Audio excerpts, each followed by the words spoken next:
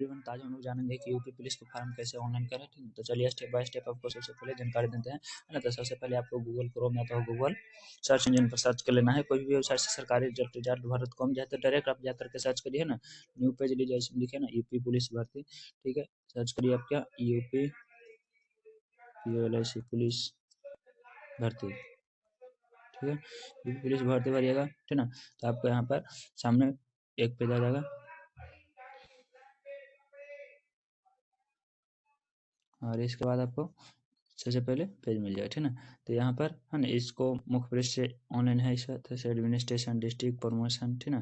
तो यहाँ पर से आपको अगर समझ में नहीं आ रहा है, ठीक है, तो आपको सबसे पहले क्या कर लेना है, ठीक ना, कि कोई प्रचलित वेबसाइट जैसे कि रिजल्ट भारत अथवा कोई भी है ना, उसको सर्च कर लेना। ठीक है, तो यहाँ पर रिजल्ट भारत का हम ऐसे लिंक कमेंट में कर देंगे, ठीक ना, ताकि आपको सहूलियत हो जाए। और रिजल्ट भारत के सबसे पहली वेबसाइट पर क्लिक करेगा, यहाँ पर लेटेस्ट जॉब में जा करके सर्च कर लीजिएगा। लेटेस्ट जॉब में यूपी पुलिस कहाँ पर मिलेगा, है ना, जहाँ पर मिलेगा वहाँ पर आपको क्या कर देना है, क्लिक कर देना। जैसे कि यूपी पुलिस यहाँ पर है कि 60,244 पोस्ट मारना है, ठीक है, तो यहाँ पर आपको क्या कर देना है, क्लिक कर देना है। तो चलिए क्लिक कर देते हैं, और इसके बाद इसको आपको देख लेना है। देखिए 27 तारीख से शुरू है, ठीक है ना, और रजिस्ट्रेशन लास्ट डेट 16 तारीख है। ठीक है, तो ये आपको बहुत जल्दी कर लेना है ताकि समय बचे।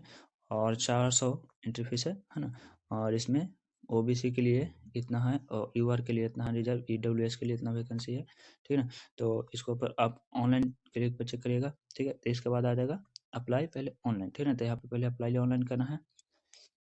तो इसमें जितना व्यक्ति, जैसे कि आवेदक का पहला नाम तो पहला नाम देना, अंतिम नाम है तो अंतिम नाम, आवेदक का पूरा नाम दीजिए, फिर जन्म तिथि, पिता का नाम, माता का नाम, लिंग, मोबाइल नंबर फिर से डालिए, ठीक ना। इसके बाद फिर आधार नंबर देना है तो दीजिए, नहीं तो कोई ज़रूरत नहीं, क्योंकि स्टार मार्कर नहीं। ईमेल आईडी डालिए डबल वेरिफिकेशन के लिए, और भारतीयता राष्ट्रीयता में चुनना है। और इसके बाद अगर आप यूपी के हैं तो यूपी वाला चुनिए यस, और नहीं है तो नहीं। अगर यूपी के हैं तो अपना कास्ट के अनुसार चुनेगा, है। और अगर यूपी के नहीं तो आपको जनरल कैटेगरी चुना जाएगा, ठीक ना। यहाँ पर सबसे ध्यान वाली बात है कि मतलब कि कौन से साल 10th पास किए हैं जिसका में, तो हाई स्कूल जब पास किए हैं तो एक पहले बोर्ड का नाम लिखना है, उसके बाद फिर कब पास किए हैं ना, उसका वर्ष और महीना, डेट नहीं लिखना है इसमें, थोड़ा सा ध्यान रखिएगा। और कहाँ हुआ था आपको रिजल्ट, पास हुआ था तो पास लिखना है, ठीक है ना। अनुक्रमांक यानी कि रोल नंबर लिखना है, और उसके बाद फिर प्रमाण पत्र संख्या, आपको मार्कशीट पर नंबर रहेगा, ठीक है ना, उस सीरियल नंबर उसको लिखना है। ठीक उसी प्रकार से वही प्रोसेस किसको करना है, 12th वालों के लिए भी करना है, ठीक है। और इसके बाद सबसे इंपॉर्टेंट वाली बात आती है जो कि सबको कन्फ्यूज रहता है ना, कि डॉक्यूमेंट में ओ लेवल प्रमाण पत्र, अगर आपका ओ लेवल कंप्यूटर है तब बनेगा, आज एडीसी है तो नहीं बनेगा, ठीक है ना, नो कर दीजिएगा। उसके बाद कहता है टेस्ट नंबर इंस्ट्रक्शन में कि, है ना, कि आपने 2 साल की न्यूनतम अवधि के लिए प्रादेशिक सेना में काम किया। अगर आपने प्रादेशिक सेना में काम किया होगा तो यस करेगा, नहीं तो नहीं करेगा, ठीक है ना।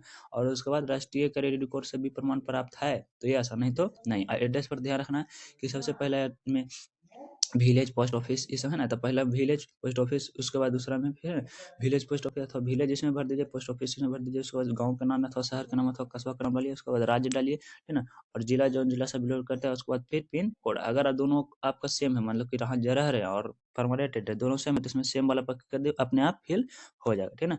और इसके बाद आपको क्या करना है, प्रीवियस एंड सबमिट पर आगे कर देना है, ठीक है। तो चलिए इसको हम पहले भर लेते हैं।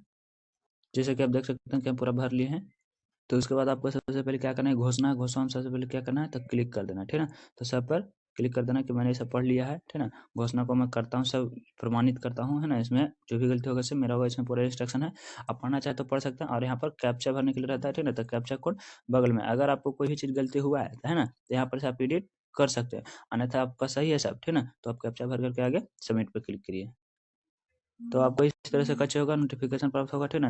तो यहाँ पर से आप सबसे पहले कैसे करेगा, ओटीपी को क्लिक करेगा, ठीक ना। और उसके बाद फिर आगे बढ़िएगा, चलिए ठीक है, हम उसको प्रोसेस करते हैं। इसके बाद यहाँ पर इस तरह से नेक्स्ट एंड कंटिन्यू पर क्लिक करिए, तो आपको इस तरह से पंजीकरण नाम, जन्म तिथि, ओटीपी और कैप्चा डाल करके आगे क्या करना है, एक्टिव करना है। तो चलिए हम इसको एक्टिव कर लेते हैं। तो आपको सही इन्फॉर्मेशन सब चीज़ भरना है, ठीक ना। और सही इन्फॉर्मेशन भरने के बाद एक्टिव वाले बटन पर क्लिक करना है, ठीक ना, और लॉगिन करना है, ठीक है, इस प्रकार से। चलिए लॉगिन कर लेते हैं।